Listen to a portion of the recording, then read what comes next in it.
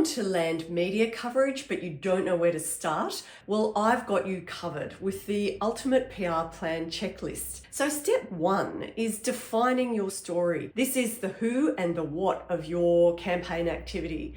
You've got to be creative because the media are looking for fresh approaches and unique outlooks to help you to stand out. What is your unique story? What makes you different? What is your background? Where did you begin? Tie it to current trends, your expertise, or your mission. Step two is to know your media targets. We're not just spraying and praying.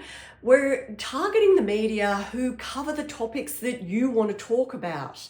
This is getting you into the right places where the people that you can impact the most are looking for new information. Research outlets that align with your interests, your topics, your expertise, and the people that you can help the most. Be collaborative and build genuine relationships because it's not about just this story, it's about the next story as well. Step three is to craft an outstanding pitch.